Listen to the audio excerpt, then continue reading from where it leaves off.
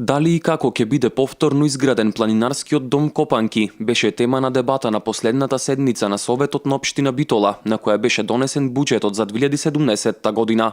Според опозицијата, со оглед на тоа што во буџетот не се предвидени средства за изградба на опожарениот дом, нереално е да се очекува дека истата ќе започне во скоро време. Од она што ние го слушаме надвор, пошто и ние како советници ги немаме документите кои ги посетува општина Битола, морам да ве потврдам дека првично беше дека е се во ред.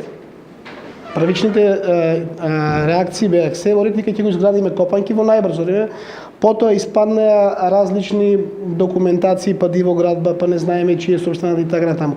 Она што морам да го кажеме дека во општина Битола ние поднесовме и во стариот совет и сега неколку иницијативи за финансиска помош на планинарскиот дом. Од владеачкото мнозинство велат дека документацијата е обезбедена, а изградбата на планинарскиот дом Копанки ќе биде финансирана со средства од централната власт. Заради тоа што тие се предвидени со централниот буџет и нивното финансирање ќе оди преку централен буџет. Па за Копанки мислам дека е елем, а офицерски веќе влезе во програмата на централната власт. Планинарскиот дом Копанки изгоре во пожар во јануари 2013 година, а за неговата повторна изградба се очекува да бидат обезбедени финансиски средства во висина од 250.000 евра.